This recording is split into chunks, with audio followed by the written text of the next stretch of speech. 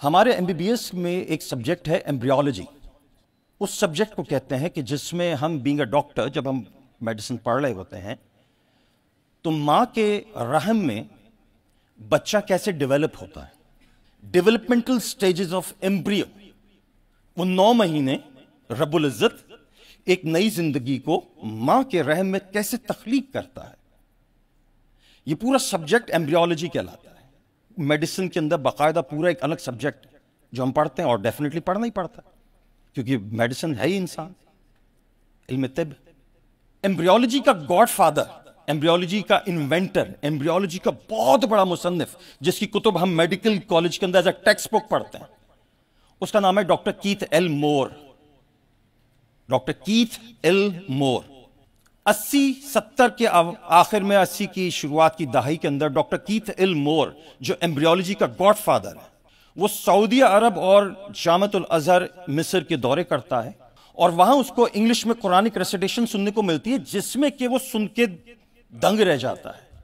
قرآن سنتا ہے انگلش کے اندر اور وہ دنگ رہ جاتا ہے. وہ تھوڑی دیر اس نے نیریٹ کیا اپنا یہ واقعہ پورا، اب تو خیر دنیا میں نہیں ہے.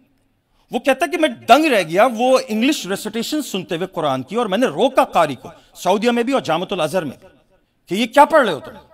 اس نے کہا ہماری آسمانی کتاب ہے، ہماری دینی کتاب ہے، قرآن مجید ہے.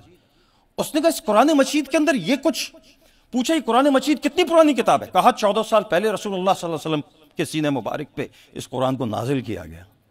جس سینے کی قسمیں کھائیں گے، جو سینہ بھرا ہوا ہے علم سے، جن کو وہ کچھ پتا تھا جو پہلے ہو چکا تھا، اور جن کو وہ کچھ پتا ہے جو آگے ہونا ہے. وہ ڈاکٹر بولتا ہے کہ یہ جو کچھ تم نے قرآنی آیات پڑھی ہیں اس میں تو بچے کی نشو و نما کے مختلف درجے بتائے گئے ہیں کہ پہلے ایک بچہ کس شکل کا ہوتا ہے. میں نے اس پہ پورے لیکچر کنڈکٹ کیے تھے ایک مسجد. بچہ پہلے نطفہ ہوتا ہے تو کس شکل کا ہوتا ہے، پھر اس سے وہ کیا شکل اختیار کرتا ہے، ہوتے ہوتے ہوتے ہوتے وہ پورا ایک 9 مہینے کا بچہ کیسے بن جاتا ہے. قرآن نے سب کچھ بتا دیا ہے. اس ڈاکٹر کیتھ ایل مور کے پتہ ہے کیا الفاظ تھے؟ اس نے کہا کہ آپ عجیب قوم ہو، تمہارے نبی نے تو 1400 سال پہلے سب کچھ تمہیں قرآن میں بتا دیا، تم نے کھولنے کی توفیق نہیں ہوئی. ایمبریولوجی کا گاڈ فادر تو کوئی مسلم ڈاکٹر ہونا چاہیے تھا.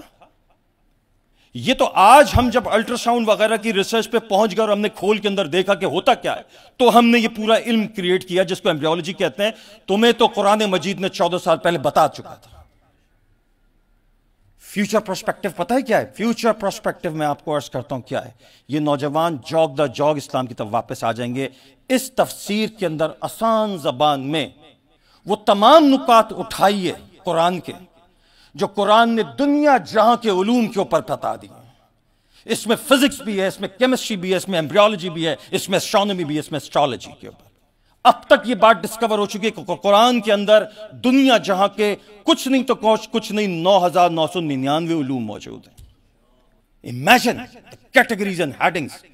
ہم نے اس قرآن کو محض اسلامی کتاب بنا کے ایک اسلامک پرسپیکٹو میں بس اتنا رکھ لیا کیونکہ مر گیا تو سوئے میں کھول لی، یا کسی دکان کا افتتاح تھا تو وہاں فاتحہ خوانی کروا دی. یہ کتنا بڑا خزانہ تھا اور ہم نے کیا کیا اس کتاب کے ساتھ. تو جو کچھ ہو رہا ہے ہمارے ساتھ ہم اس کے حقدار ہیں نا. جہاں کھڑے ہو گئے آ کے کہ وہ اقوام ہم پہ حکومت کر رہی ہیں جو آج سے صرف 200 سال پہلے جنگلوں میں آوارہ پڑی پھرتی تھی، آج وہ ہم پر حکومت کر رہی ہیں. ناسا کی لائبریریز کے اندر قرآن کی انگلش ریسیٹیشنز موجود ہیں.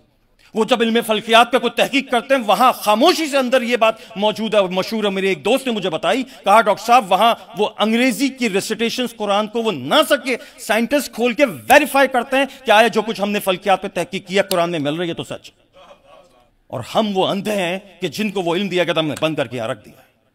زیادتی تو ہم نے خود کی ہے نا اپنے ساتھ. دوسروں کو کیوں اپنا دشمن بنائے بیٹھے؟ ہم خود ہی اپنے بڑے دشمن ہیں. ہم سے بڑا کون دشمن ہوگا اپنا؟ اس تفسیر کے اندر ڈاکٹر صاحب سے میری گزارش ہے، اور اس میں جو میں آپ کے کام آ سکا، سائنٹیفک نکات ڈالیے کھول کھول کے اس طرح سے کہ دیکھو اے دنیا والوں، جو تم آج بتا رہے ہو دنیا کو قرآن نے 14 سال پہلے بتا دیا تھا. یہ اس کا فیوچر پرسپیکٹو ہے. یہ انسٹیٹیوشن ہے آپ کے پاس، کام کریں اس کے اوپر، بنائیں ادارہ، کھول دیں اس کے علم کو. اللہ تعالیٰ سے میری بڑی مخلص دعا ہے، یہ جو آج پلیٹ فارم میں یہاں دیکھ رہا ہوں، آپ کی دل جمعی دیکھ رہا ہوں، تسلیم بھائی کی محبت دیکھ رہا ہوں، اسماعیل بادونی صاحب کو تو اللہ رب العزت نے ماشاءاللہ، میں نے کہا نا مجھے بڑی امید ہو چلی ہے کہ اس کو بنیاد بناتے ہوئے، اس بیج کو استعمال کرتے ہوئے، کاش کہ ایسا ممکن ہو جائے آنے والے مستقبل میں کہ ہم دنیا کو اسلامک ایجوکیشن کریکولم واقعتاً دینے کے قابل ہو جائیں انشاءاللہ۔